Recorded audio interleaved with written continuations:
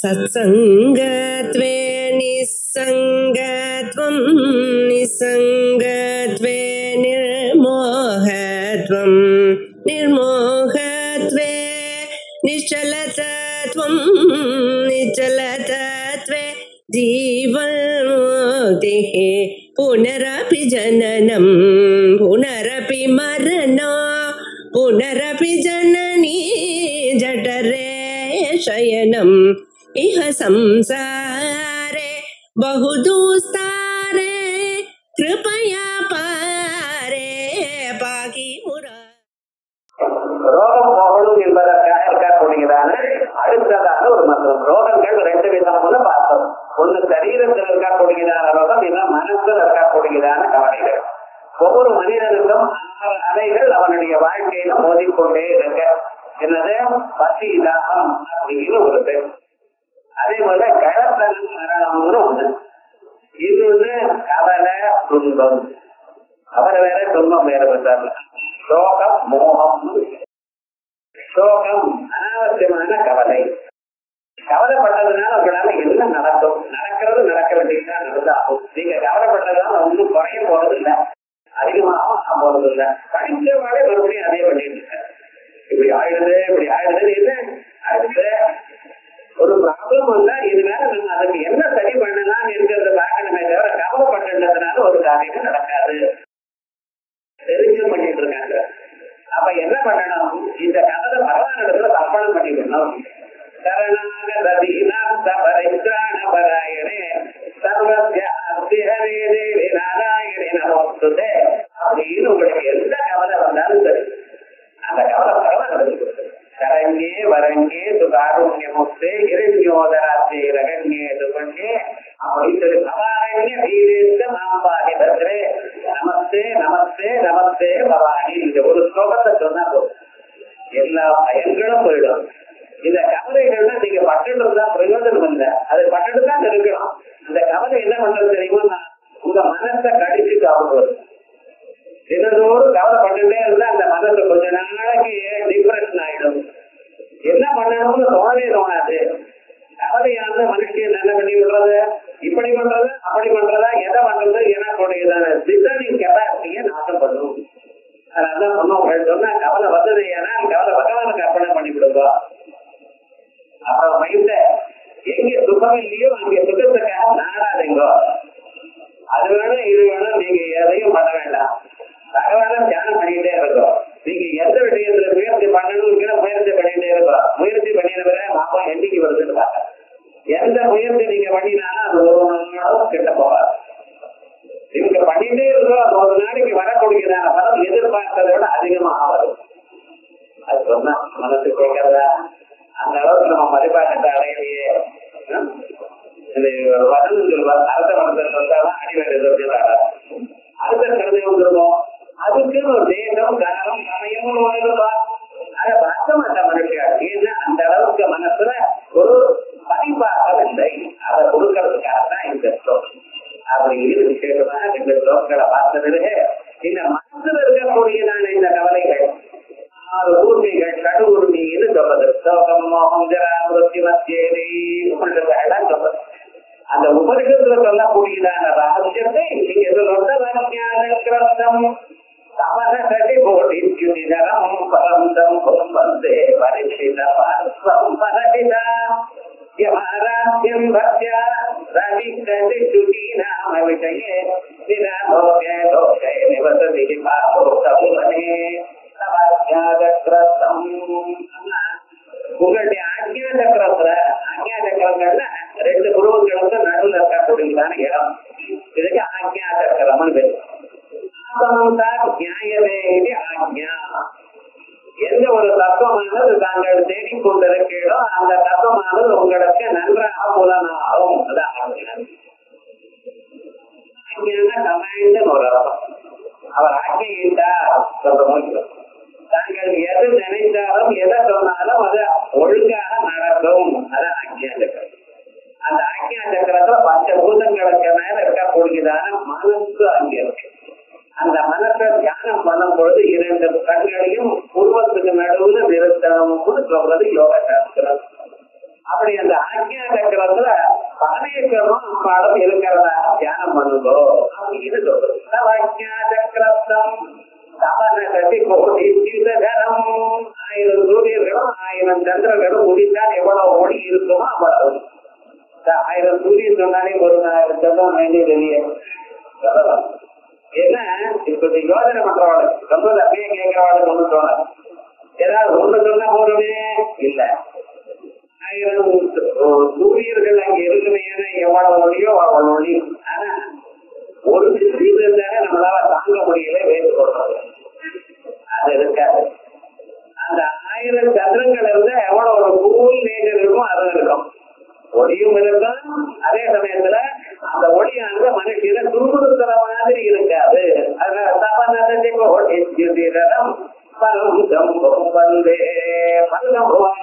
அவரை நமஸ்காரம் பண்ணுகிறேன்.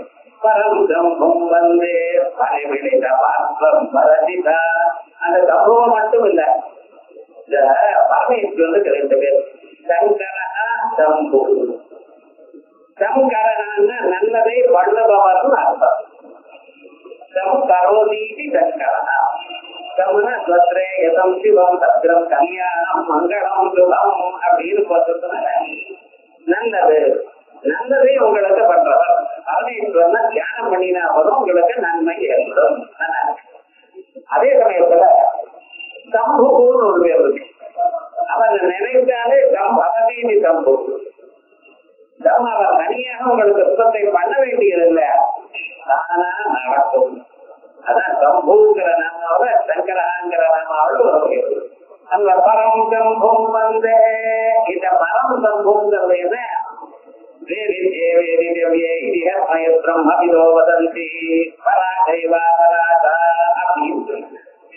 எல்லா வித்தைகளையும் அபராவித்யான்னு சொல்லிட்டார். 4 வேதங்கள் 6 அங்கங்கள், அதுக்கப்புறம் தர்மசாஸ்திரம் மீமாம்சா, இப்படி 18 விதமான விஜய்கள். அந்த 18 விதமான ஞானம் இருக்கு. அதெல்லாம் என்ன தெரியுமோ அதெல்லாம் அபராவித்யம். ஆனா இதற்கு மேல ஒரு வித்யை இருக்கு, அதிகம்யதே அப்படின்னு பராவித்யம். எதனால் அந்த ஆத்ம தத்துவமானது உங்களுக்கு அறியப்படுகிறதோ அதுக்கு பராவித்யான்னு பேரு. அந்த வித்யை புத்தகத்துல வாசிக்கிற வித்யை இல்ல, அது குருவுக்கு கேட்டு புரிந்து கொண்டு தியானம் பண்ணி தனக்கு தானா தோணக்கூடியதான வித்யை. அந்த வித்யானது உங்களுக்கு இப்பிறவியில தோணணுமே என விஸ்வமதம் விஸ்வம் அஹிம்சாந்தி ராஜ்யவம் சௌதம் தைரியமஸ்ன விநிகிரஹ இந்திரியார்த்தேதவைராக்கியமனங்கார ஏவச ஜன்ம மிருத்யு ஜரா வியாதி துக்க தோஷானுதர்சனம் அசத்திரம விஷ்வங்கா இப்படின்னு ஒரு 20 குணங்கள் சொல்லியிருக்கேன். இந்த குணங்களோட சேர்ந்து நம்ம அந்த தத்துவத்தை ஞாபகம் வச்சுட்டோமே ஆனால் நமக்கு அந்த ஆத்ம தத்துவம் நன்றாக பரானது. இதுதான் பராசக்திங்கிறது. பராசக்திங்கிறது சக்திங்கிற தத்துவம், அதான் பராசக்திங்கிறது. இதுதான் ஒவ்வொரு பிரம்மவிதா திவரம் அப்படின்னு அந்த பரமுங்கிற ஒரு தத்துவம் இருக்கு. அதான் பரம் சம்பவம். ஏதோ பரமேஸ்வரன் திரிசூலபாணியாக உலகமாக உமாசகாயனா இருக்காருங்கிறது தியானம் பண்றதுக்காக சொல்லக்கூடியதான உருவம். ஆனா இங்க பரம் சம்பவம்னா என்ன அர்த்தம்? பரம மங்களமான சைதன்ய ஸ்வரூபம் அர்த்தம். பரம் சம்பவம் வந்து பரிமிடித பார்வம் பரதிதா அப்பாவோட கூடியதான அந்த ஸ்வரூபம் பரம மங்களமான ஒரு ஸ்வரூபம். அதை இங்கே ஆராத்தியம் பக்தியா எந்த ஒரு பரதத்துவத்தை பக்தியாக ஆராதனம் பண்ணி கொண்டு தாங்கள் இருப்பிடையானால்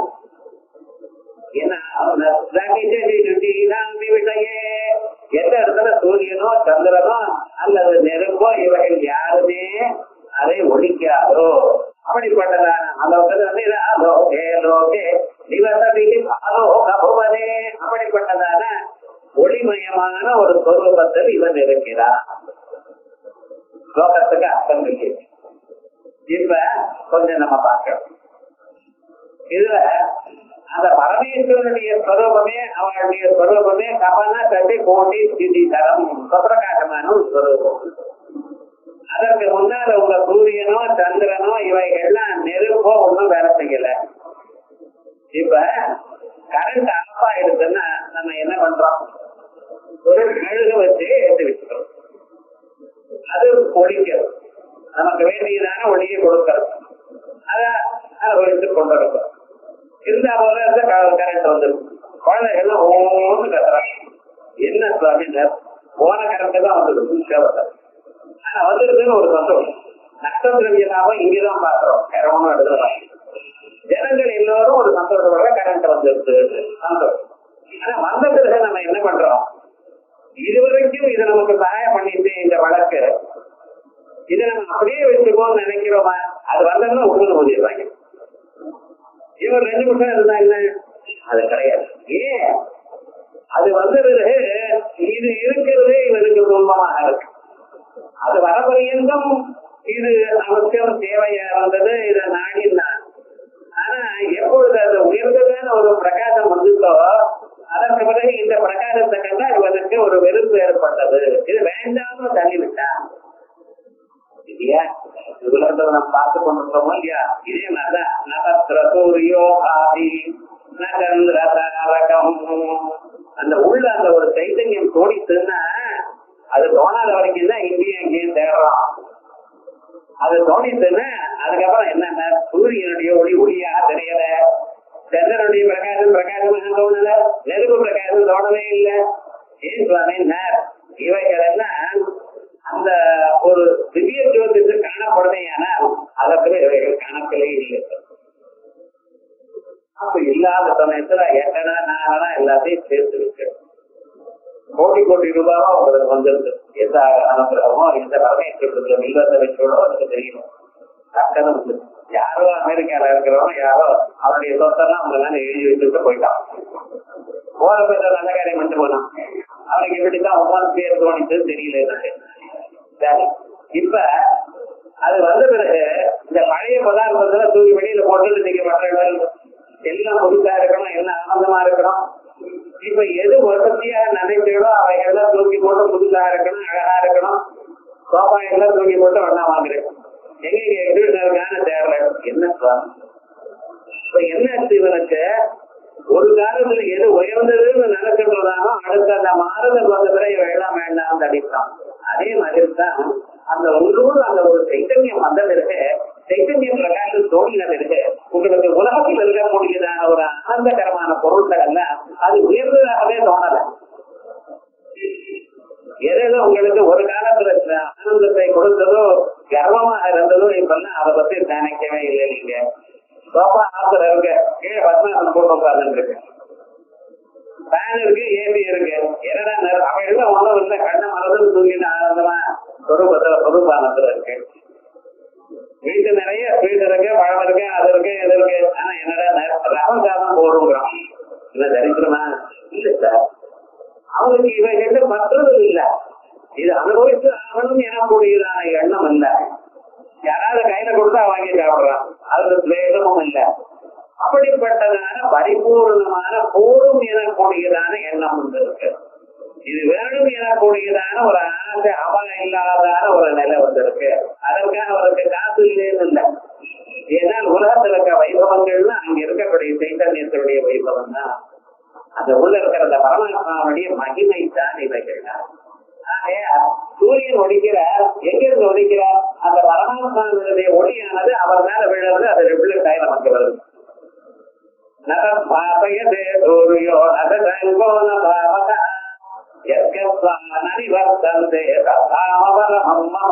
அப்படின்னு அந்த நிலை வந்த பிறகு உலகத்துல எதுவும் உயர்வாக தோணலை. நீங்களே பார்க்கலாம், ஒரு காலத்துல உங்களுக்கு இந்த ட்ரெஸ் வேணும், அந்த ட்ரெஸ் வேணும், அது அப்படி இருக்கணும், இப்படி இருக்கணும் நினைச்சேன். ஒரு காலத்துல ஒவ்வொரு சின்ன பொருளும் என்ன அழகா இருக்கணும்னு நினைச்சேன். நம்மகிட்ட இருக்கிறது நீட்டா ஆனந்தமா இருக்கணும்னு நினைச்சேன். என்ன சார் அது மாறி போயிட்டா? இல்ல வயசாயிருந்தவங்களுக்கு வயசாச்சு இருந்தாலும் என்ன ஆச்சுன்னு அந்த இதெல்லாம் போயிடுது. இப்ப உங்க ப்ரிஃபரன்ஸே வேற விதமா போயிடுது. அதே விதம் மனுஷனுக்கு நிறைய கொடுக்கும். முக்கியமாக அந்த உள்ளூர் அந்த ஜோதித்து நீங்க பார்த்த பிறகு உலகத்துல எந்த பதார்த்தமும் உயர்வாகவே காணப்படல, வசதியாக காணப்படல. அப்படின்னு ரொம்ப மோசமான நிலை இல்லையா சார்? எல்லாமே அழுக்கா காணப்படும். அப்படி இல்லை, இவைகள் மனசு செல்லல. எப்பொழுதும் உள்ளூர் அந்த அங்கம் நிரந்தர மனிதன நேரமானே உள்ளூர் எப்பொழுதும் கொதித்துக் கொண்டிருக்கக்கூடிய ஒரு ஆனந்தம் இருக்க, அந்த ஆனத்திலேயே ஒழிக்கிட்டு இருக்க உலகத்தில் இருக்கிற மற்ற பதார்த்தங்கள் காணப்படுகிறது. அந்த நிலை இங்க கொடுக்கிறதா யமாராத்யம் சசி சுதி மதி நாம விஷயே சூரியனோ சந்திரனோ நெருப்போ இவைகளுக்கு அப்பாற்பட்டதான இவர்களால் ஒழிக்க முடியாததான அந்த ஒரு ஸ்வரூபம் இருக்கு. அந்த ஸ்வரூபத்துக்கு முன்னால் இவர்கள் ஒன்றும் தோணல. அவையே அது எப்படி தியானம் பண்ணலாம்? பக்தியான ஒரு முக்கியமான பதம் முக்கியமான பக்தியா. பக்தியோட தியானம் பண்ணணும்.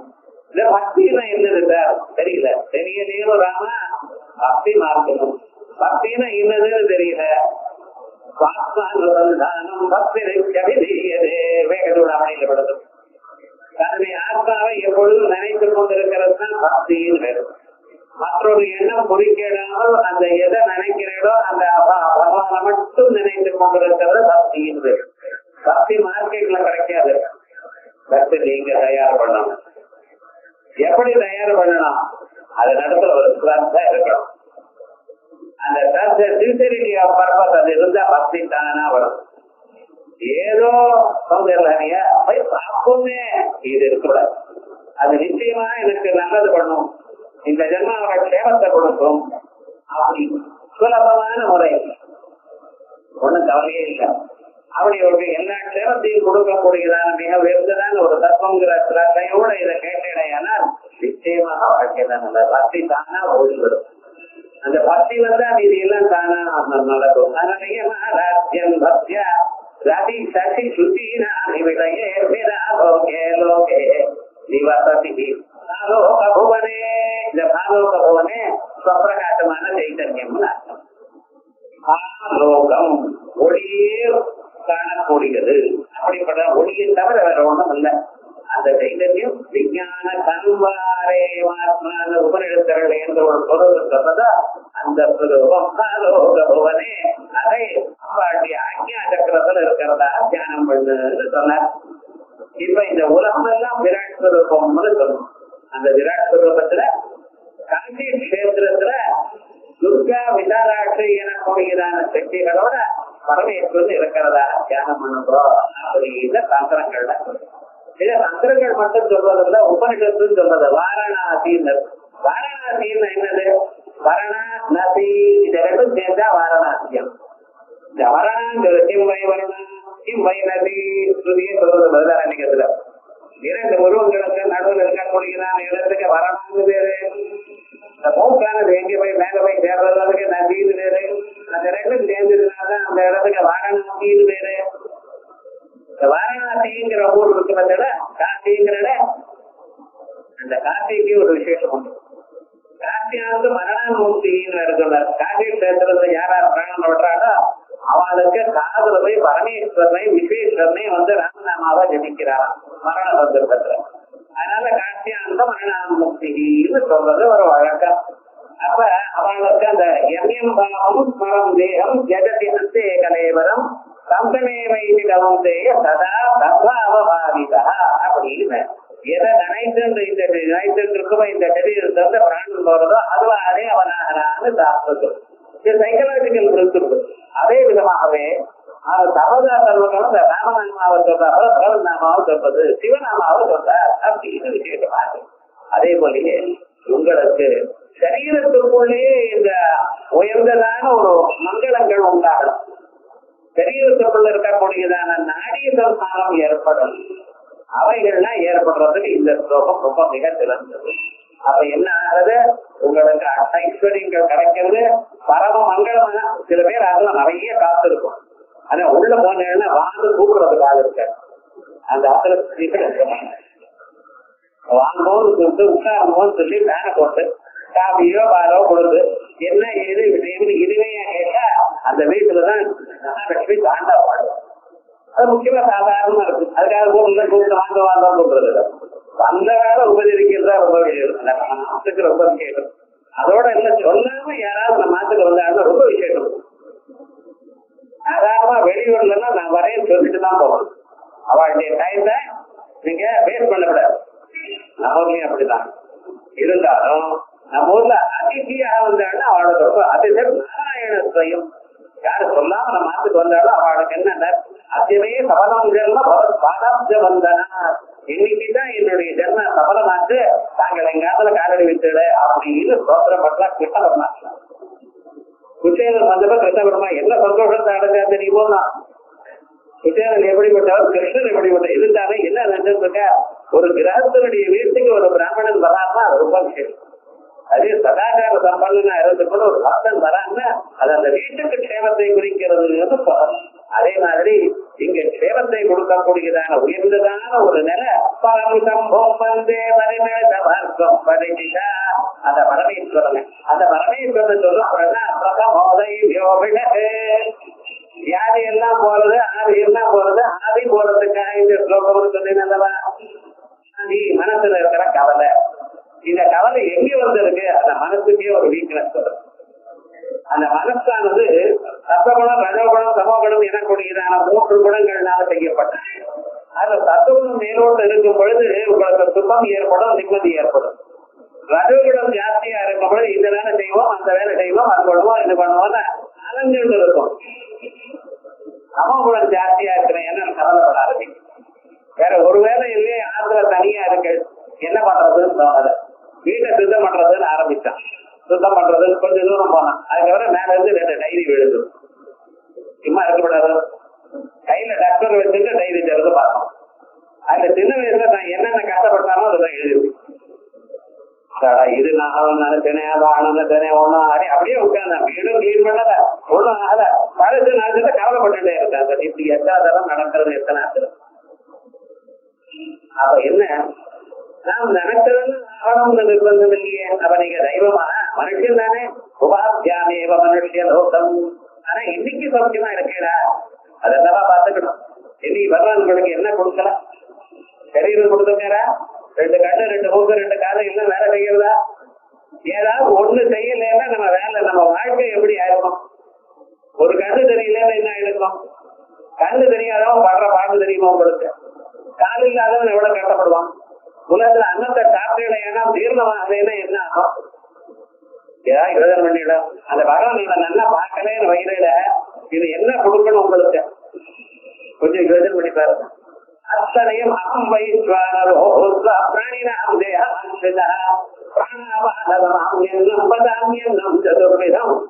முருகாகவும் கீடையாகவும் சாப்பிட்டு ஒவ்வொரு பண்டிகைக்கும் என்னென்னமோ பண்ணி சாப்பிட்டு இருக்க.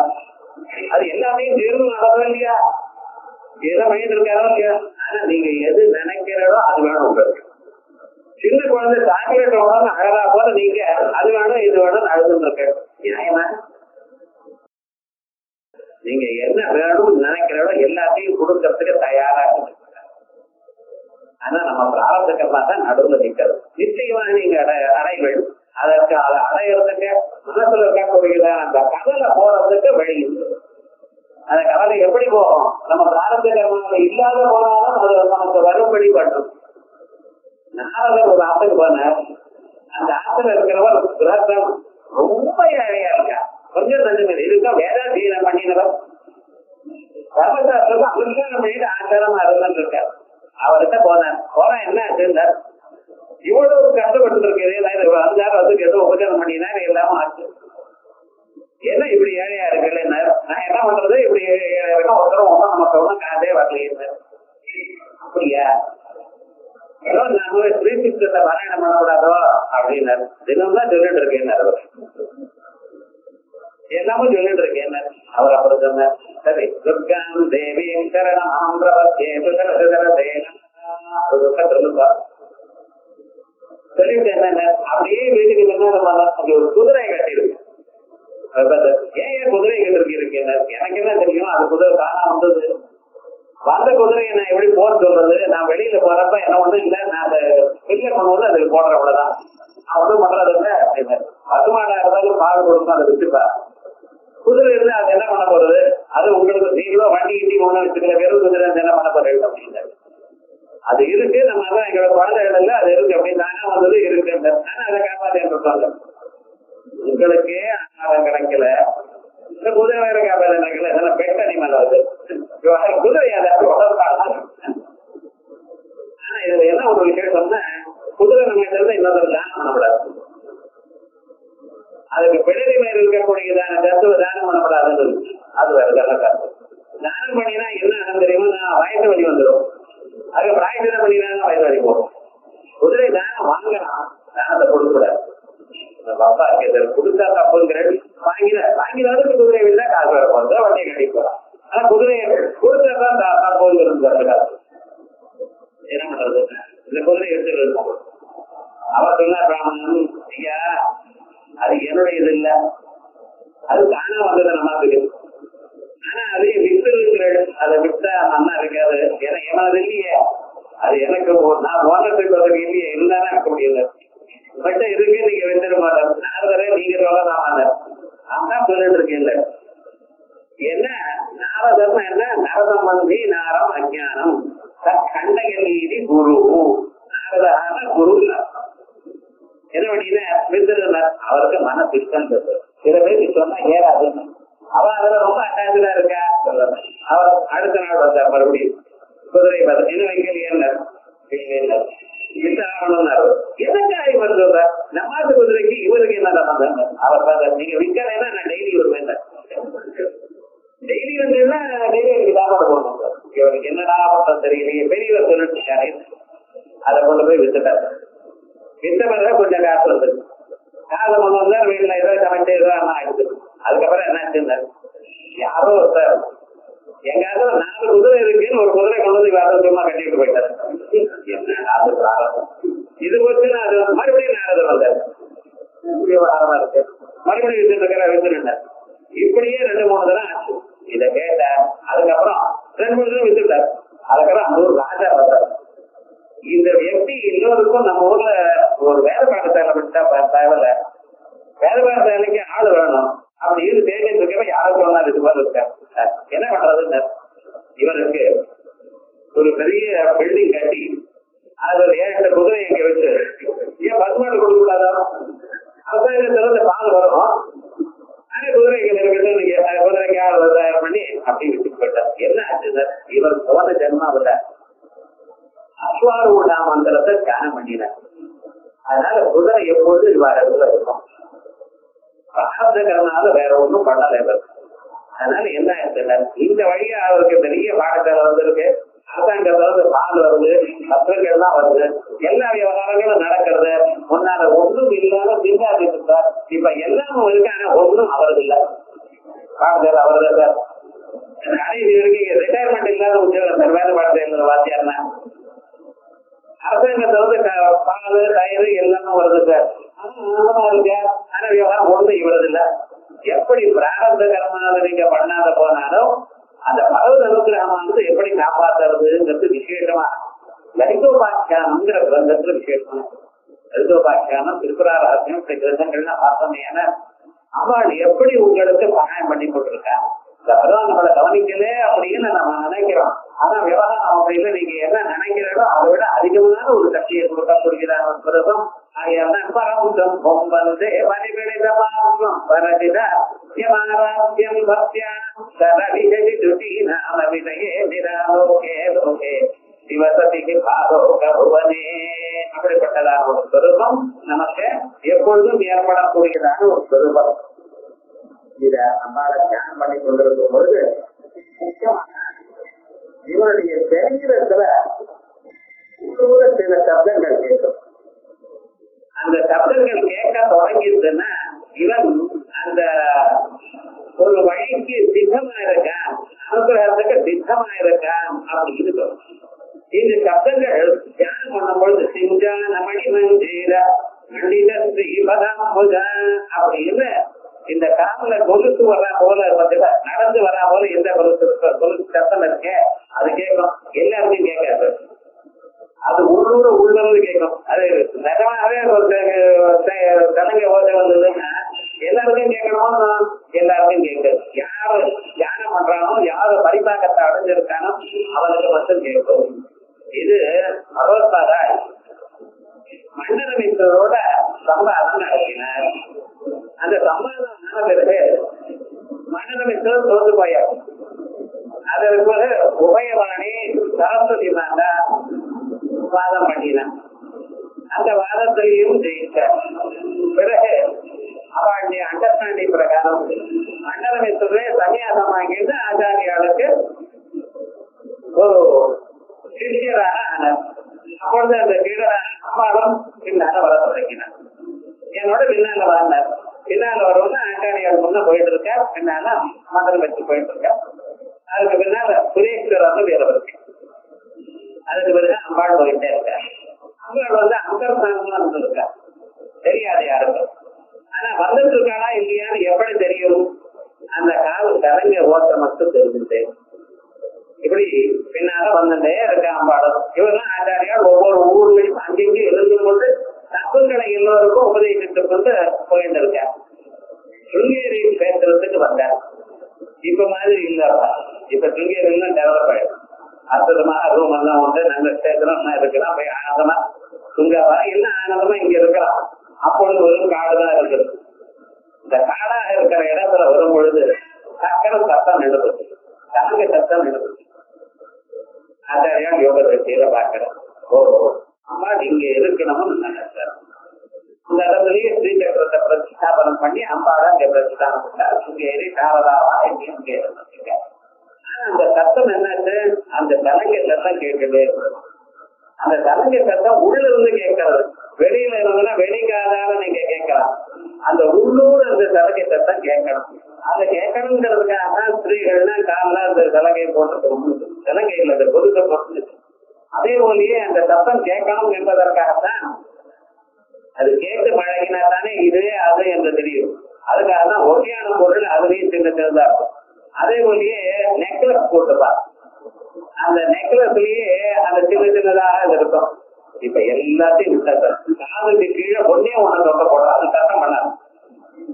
அது என்னத்தான் பண்றாளோ, எந்த ஆபரணங்கள் எதற்காக பண்ணினாலும் தெரியணும். எந்த ஒரு ஆபரணமும் நம்ம நாட்டுல அது பிரயோஜனம் இல்லாமல் சொல்லாது. அதுக்கு ஒரு விசேஷமான ஒரு பர்பஸ் இருந்தது. அதற்காகத்தான் இந்த ஆபரணங்களை எப்படி போட்டுக்கணும். அந்த பரதநாட்டிய சாஸ்திரத்துல சொல்ல, அங்க மேல வகுடுல இருந்து ஆச்சு பின்னால இருந்து ஆரம்பிச்சு கொண்டு வரைக்கும் வரணும். அதுல 12 கலங்கை இருக்கணும். அதாவது அந்த 12 இருக்கணும் அப்படிங்கிறது. என்னென்ன 12 தூடி இருக்கணும். சித்திரி வையாட்டி ஆணி ஆடிங்கிறத அது போல இருக்கணும்.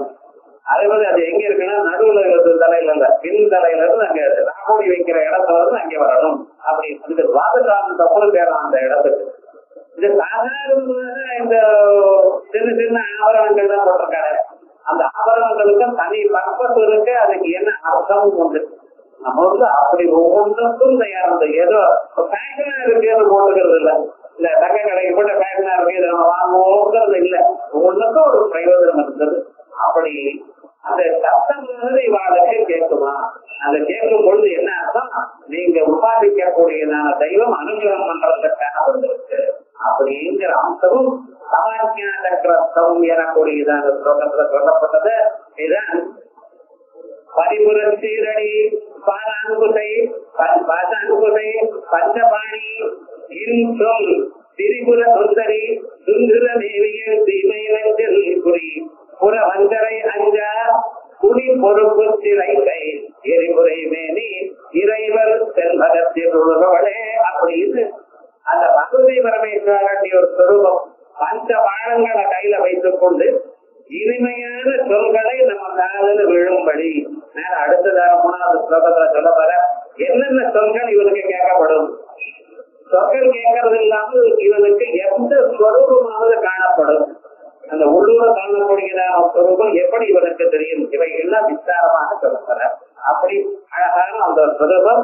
மனசுல இருக்கக்கூடியதான எல்லா விதமான கவலைகளும் நீங்கிறதுக்காக இந்த ஸ்வரூபம்.